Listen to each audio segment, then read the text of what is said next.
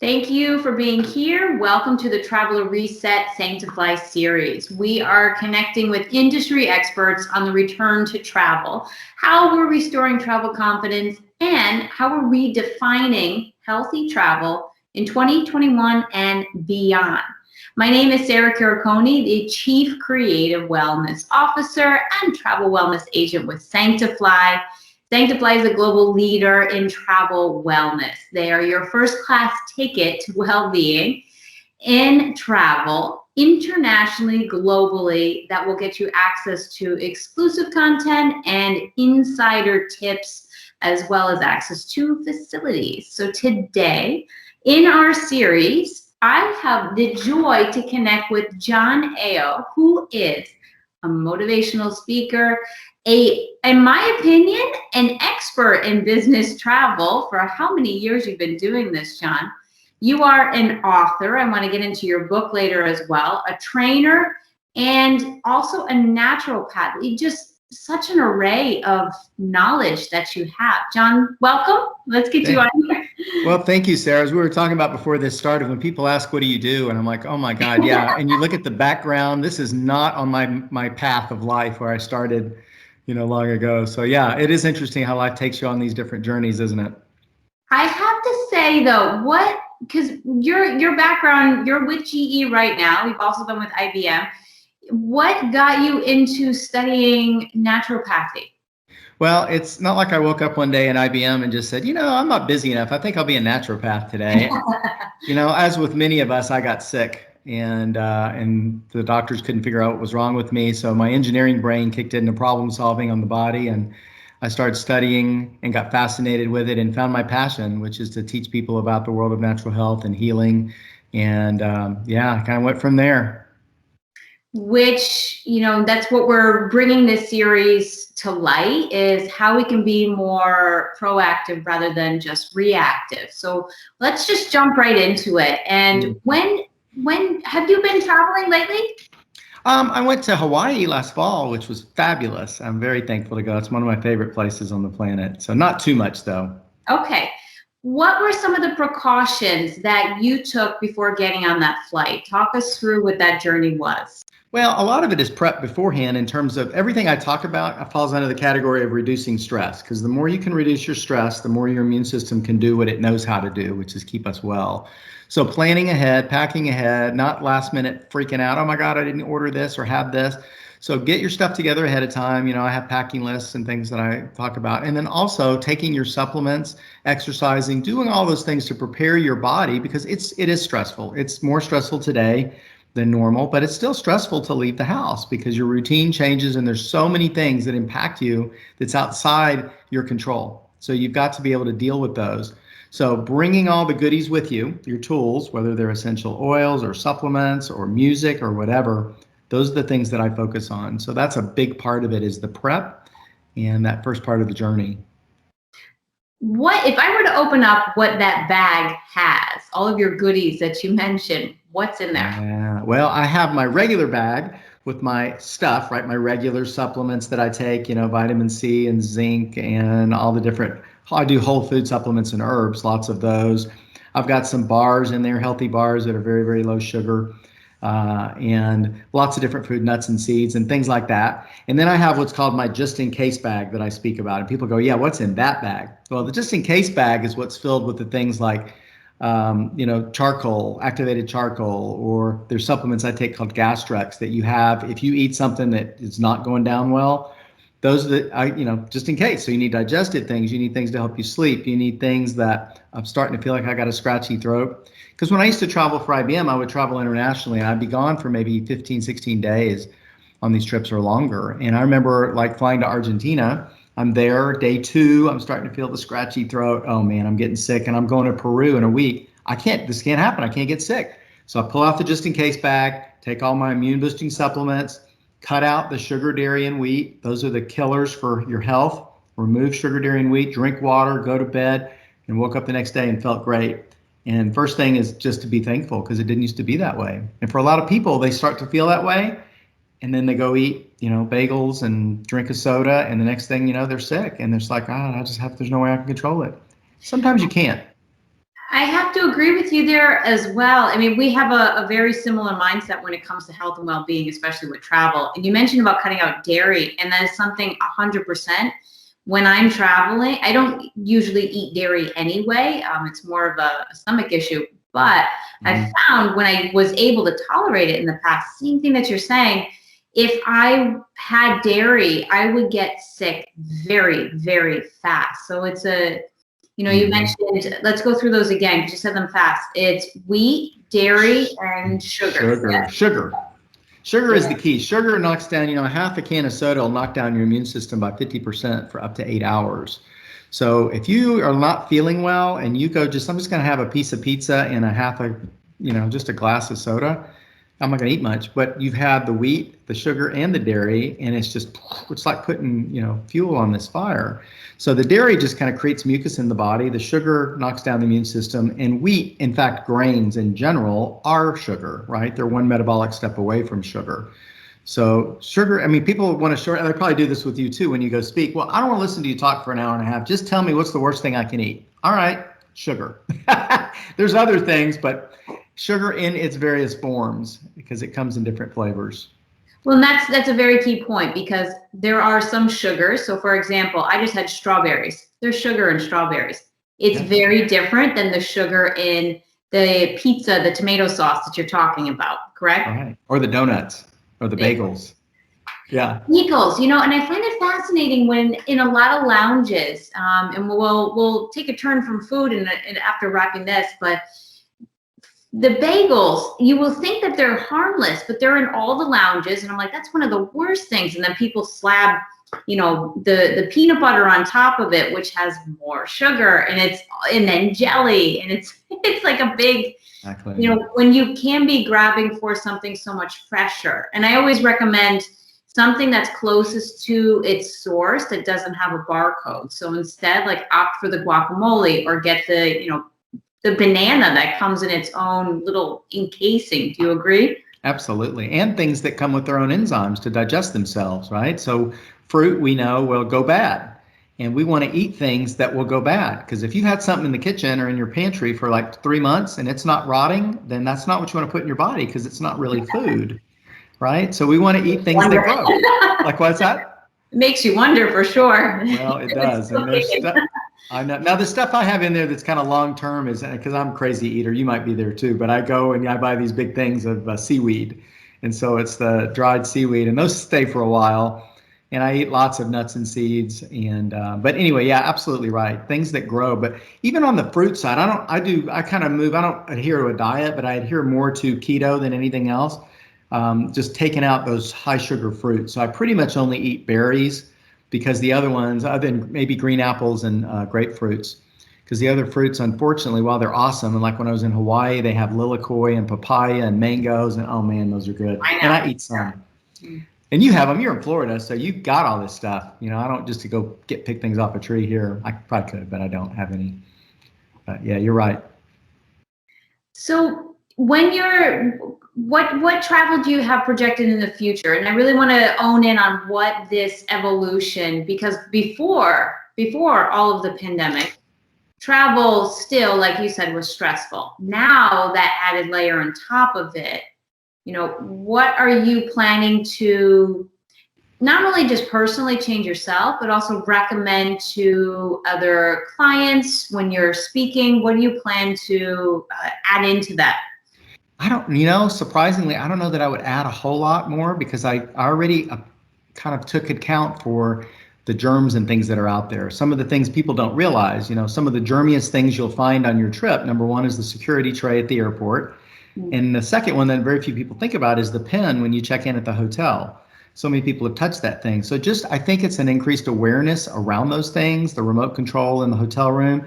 Now, these facilities and airplanes and everything, they're doing their job to make that a lot better today. So they are disinfecting things for us, and it makes it a little bit better.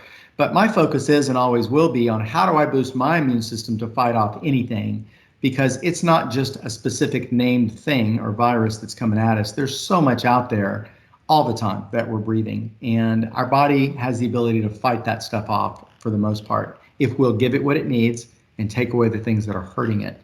So I don't know that would change my recommendations more than just increase the awareness of the eating thing. So don't, avoid sugar, dairy, and wheat when you're feeling sick turns into avoid sugar, dairy, and wheat, period. Because you want your immune system to be heightened and be able to fight off anything that's coming in. So focus on it from that level and kind of do all the things that I used to talk about. If you feel like you're getting sick, now I'm going to say, they're really important because you want to boost your immune system. Boosting the immune system has been, it's something that you've talked about, you've been doing, but it's one of the trending topics for 2021 in wellness, which I'm like, it's interesting because it's the same thing that we've been, I won't say preaching to not sound like. We have been preaching, Sarah. Fair enough. We've been preaching. Yeah, we have. Call it what it is. Yeah. Well, we have been preaching. And now, I was just reading an earlier study with my parents are getting the vaccination, and they did the one step, and I recommended to them, something that's coming out after is the awareness that you have to still keep your immune system high. And I said, well, of course, because you're getting knocked down by what is a vaccination. So what would you recommend, or even just a headliner to people who, we feel like the superpower of getting a vaccine, but is that really the case? It's still the importance of keeping your immune system high no matter what, because even if it's not a COVID, it can be a number of other viruses. Do you agree? Oh, absolutely. Yeah. That's the important thing with all this is taking responsibility for our health. And it's, for some people, they think, yeah, let me just go do this thing and then I'll be okay. And well, not really. Depending on your lifestyle, you may need to change a lot. But it's all the things that you and I speak about and teach about, right? You've got to exercise. You just do. You've got to drink a ton of filtered water. You just do. You got to eat the right foods and avoid the wrong foods. I spend a lot of time talking about electromagnetic fields and being aware of those because they impact your body and your energy field and knock you down. You've got to work on your sleep. You got to work on your mental state. These are all not so sexy things, but they're foundational and I can't get away from them. So just because you get some kind of a shot is not going to make that go away.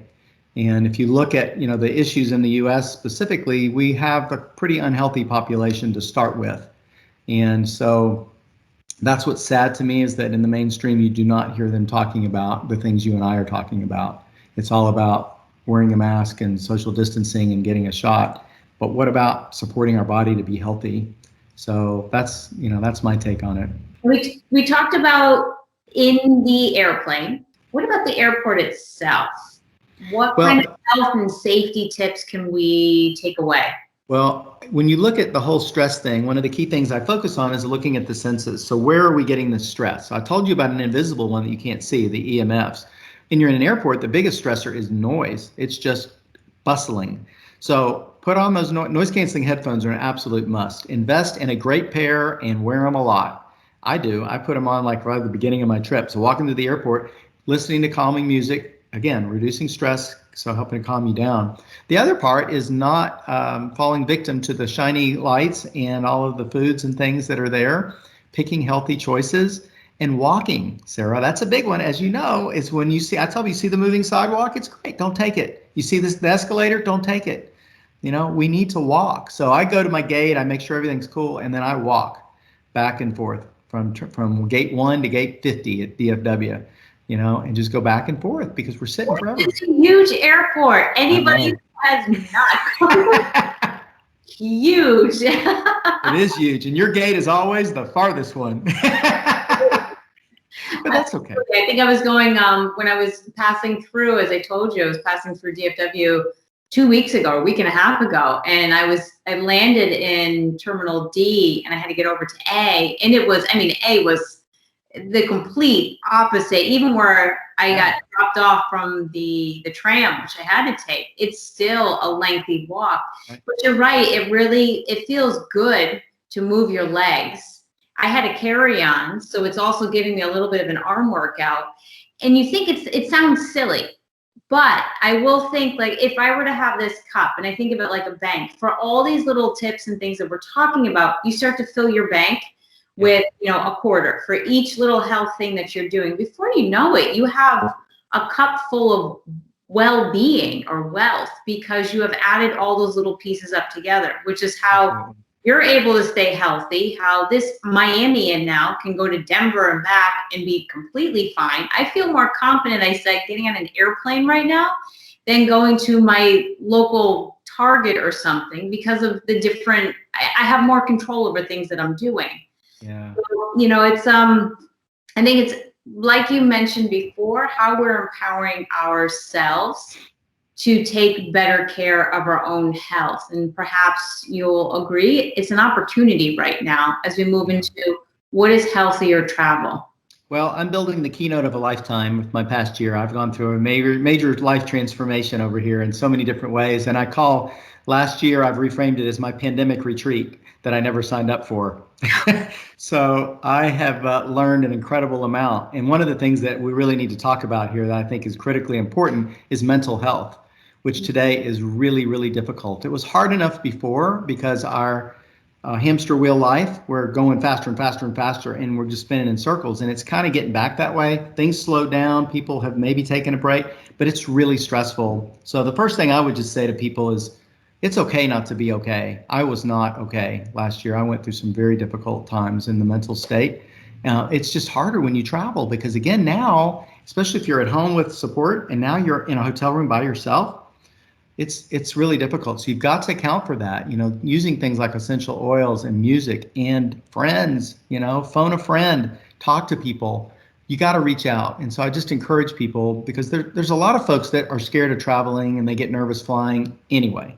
Today, it just jacks it up even more. And again, as the stress goes up, immune system goes down, and then you become more susceptible. So I would just add that piece about the mental health because, gosh, we need it today. It's so important. What kind of, I'm trying to get into some of the details and really, I won't unravel all of your keynote. I'll leave some, but I would love to know what are those essential oils and what kind of music works for you? I know it's all different for all of us, but what works for you? Yeah, I like, my favorite group is Secret Garden. I don't know if you've ever heard of them out of Europe, but I love Secret Garden. I love Kitaro and Yanni. So that genre of music is what I listen to. It's going on right now in the background here. And so that music, again, you're listening to that. So those it's all energy. It's just frequencies going in your ear to help calm you down. And then when you're smelling, it's just frequencies coming in the olfactory and through your nose. And so find the oils that work for you. I like Young Living, so I use a lot of their blends, peace and calming and joy and just straight up lavender when you get good lavender. Find the ones that calm you down before your trip and then bring them with you. And it's easy today to just get a small travel diffuser, put it in your hotel room. And again, it helps. If you're using them at home, now you got the smell, okay, I'm feeling okay. And then you put that smell in the hotel room, it's not going to bring back that same memory, right? That says, it's safe, it's okay here, I know this. So those are the big deals. I'll tell you, I do a plug. I happen to use an app called Insight Timer. There's plenty out there. There's Calm and Headspace and others. So I don't care which one you use, but I highly recommend you find one because for me, it's been just absolutely incredible. Not only for them, they have great music there, but they also the meditations and the guided imagery, and it just really helps to get out of this busy brain because I am a recovering overachiever perfectionist, and there's nothing I can't overthink, Sarah. So I am getting much better at that because of my pandemic retreat. Self-awareness is key. And we have quite a few meditations that are in the Sanctify app as well. So if you partner that with your lavender and you're in the hotel and you can stretch it out, I think that's a really incredible combination. And the element of mental health is pretty much the connecting thread for all of that we're talking on, because you can be physically fit. You can eat really healthily, but unless you combine all of those together with good mental well-being, it doesn't create your most optimal performance in both the boardroom or even in your bedroom. Exactly. The home office space that's where I am right now. It's like a bedroom that's converted into a home office now. So that's right. Well, I do. So in my practice, I do quantum biofeedback. So I work with clients all over the world to help them to balance themselves. And one of the things I often speak about is there's 4 bodies. There's the physical that we know and love, like you talk about. Then there's the mental, emotional, and spiritual bodies. And you've got to work on all 4 because you can't just look at one of them. Because I have people that come in that look great, but then when you get underneath, oh my God, they're a mess. because of the traumas of their life. And these traumas are in there and they're blocking energy flow in the body. And as you block that flow, it manifests as symptoms, which could be pain or disease or whatever. But much like when you're driving along on the country and you see a river that's flowing, and it's cooking along, everything's good, versus a lake that's stagnant and you see the green scum all over it, that's the way it is in our bodies. Think about that energetically, is the more energy is flowing in a stream, the more health and wellness and vibrancy we'll have. And that's key in all four bodies. As you try and clean it out a little bit, I think of I imagine a rake, that's kind of cleaning and erasing, like one of the Zen gardens. Yeah, that's right. And it would just help to clean out, and it's important too to think, if I were a business traveler and I was, after everything that happened last year, and I am a business traveler, most of the 95% of the travel I do is for work. Right. If you're hearing all of this and you're like, yeah, okay, I have all of these things as far as like COVID, I have, my spouse who's also giving me flack, like I don't want to go back on the road, but I know I need to for my job. So you have all of these conflicting messages at the same time. What responsibility does this go back to the company? Well, that's an interesting question. The company has to provide an environment of choice, because that's where it all starts, right? Is individual choice. I'm going to choose to be healthy. I'm going to choose to eat this and not that. I'm going to choose to exercise and take the stairs instead of the escalator. Companies have to allow that. I'm going to choose to stay at this hotel or that one, or take this flight or that flight, sit in the middle seat or, whatever. So it's a tough one that I've been dealing with, and you have too, I'm sure, when you talk to companies, because they want to save money. But you realize that you're saving your budget over here in the travel side, but you're spending it because you're on insurance and other things because your employee is now sick or they're stressed out and they can't perform optimally. So you've got to look at the whole person of the employee and understand that it's more than just how much money can I save in this budget. We need to stay at the cheapest hotels and get the cheapest flights, but it's stressful on the employee. So I think there's, of course, a balance. The companies have to invest more in this area and realize, and I know you and I speak the same language here on wellness. Wellness can't be this thing off to the side where, we'll throw it in and we'll talk about it because people already know that. I think this is going to escalate it to a higher level where it becomes a priority. And by that, I mean funding priority. We're going to put money into this program to make sure our people have the tools they need to be healthy. People have stuff to do it. And that's where you and I come in, right? We're the inspirational people that say, come on, man, you can do it. Come on, Sarah, I believe in you. You need some of that. You need the information as well. But ultimately, it's the individual's choice. And it really does. It starts from the top as well. I think if I were a leader at one of these companies, I would try and reenact that myself to then trickle down the pyramid. And if I were, say we were talking with a TMC or HR, that little hurdle that you just talked about, to say, I understand you're trying to cut back in XYZ. However, have you seen the broader spectrum? Because I can also tenfold. What would you recommend if you were talking with HR or TMC?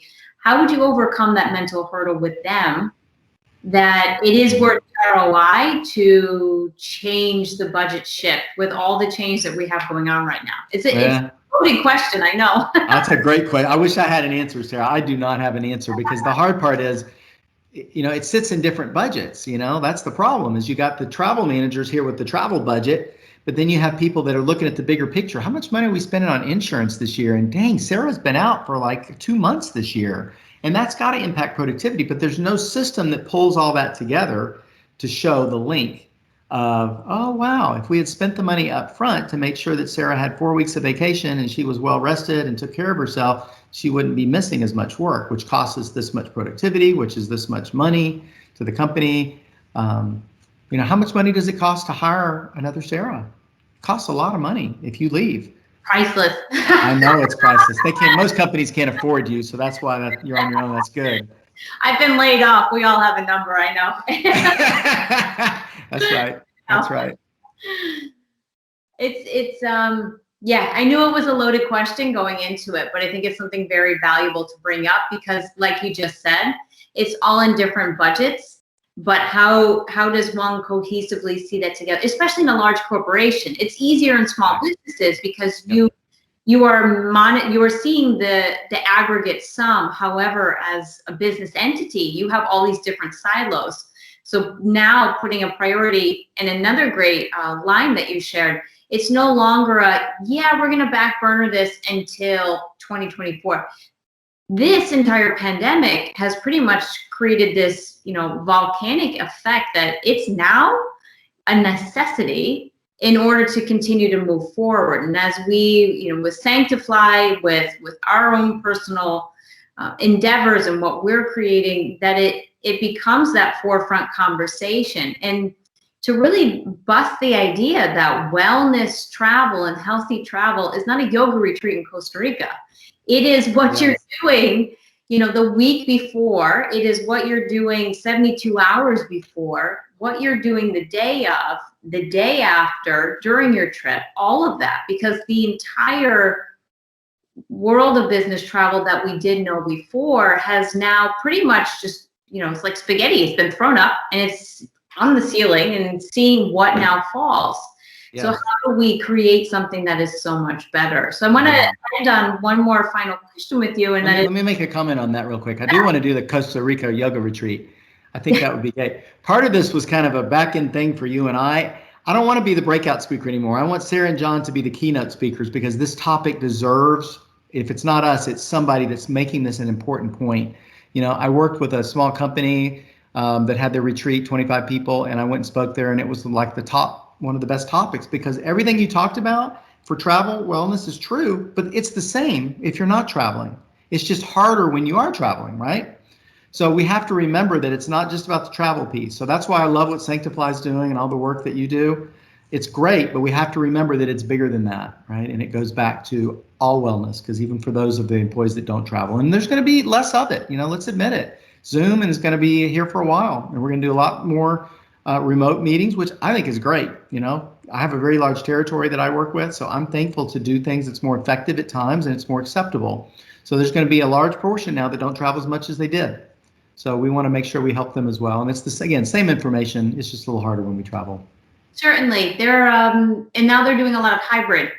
So yes. Some people who are not traveling in for, say, from China to come to Texas. However, everyone in the United States will come to Texas. And then we're going to add in, AV services. So there's a hybrid of events that are going to be happening as well, which, either way, it's still, how are you mentally preparing? And I will say, for anybody who's doing Zooms, I personally do a lot of blue light blocking. I don't know if you have one of these, John.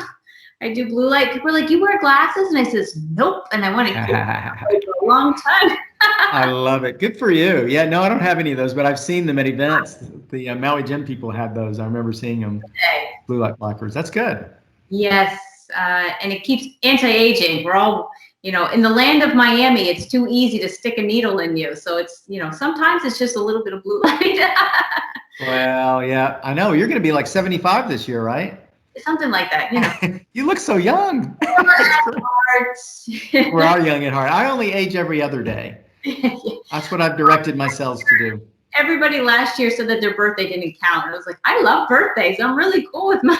Yeah, it doesn't count. Exactly. I think there's, it's the power of perspective. It's the power of choice, like you said before. Last year can be seen as a blessing in some ways as well, that we've now been shaken up.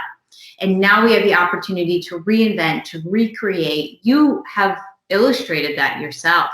And I think we have the same opportunity to do that here with travel. So 3 quick takeaways that you can recommend. We talked on a broad range of subjects, but for the business traveler who's about to embark on their next trip, takeaways. Number 1, get your bottle of water. Either bring it with you or get it as soon as you get through security of filtered water, and drink a lot. If you think you're drinking enough, you're not. That's the number 1 cause of jet lag, and you need that for everything. Avoid sugar, dairy, and wheat is number 2, right? So it's the food that we eat. Choose to exercise. Walk to the restaurant instead of taking the Uber and the taxi. Take the stairs to your hotel room. Try and get a floor on the 7th or 8th floor. You know why the 7th or 8th floor? I don't know if you've heard this before. I learned this. That's the highest you can get to with a fire truck ladder. So if you had to get out, they could get you out of the 7th or 8th floor. which is handy. But it also is a reasonable amount of stairs to take to go to your room. So I check in and I go up the elevator with my bag, and then after that I take the stairs. So those are the three big ones. I think water, avoiding sugar, dairy, and wheat, and exercise where you can would be my three biggies. Good ones. John, where can we find you? You can find me on my website is travelbalance.net, TravelBalance. So that's my book, Travel Balance, that I wrote with all these details, tips, and more in there about how to stay healthy on the road, as well as at home. Again, it's very similar. So today I shifted my keynote presentation. I call it about Wellness in the Storm, which is about how do we stay well in the midst of all of this chaos in our world, and speaking again to all four bodies, and it's important. And you are also a part of Sanctify as well. So some of your content featured on our own platform, our app. So we thank you for sharing your insight here in this interview, for being a part of our family as well, and for being truly a voice of well-being in a broad spectrum, but particularly in travel. So thank you, John. Thank you, Sarah, for doing what you do. We appreciate you. Thank you. You as well. And I want to give a big thank you, John, for being a part of this interview in our Traveler Reset Sanctify series. Stay tuned for more in our upcoming episode, Rebuilding Traveler Confidence in the New Healthy Travel Landscape. Signing off, Sarah Quiriconi. Thank you.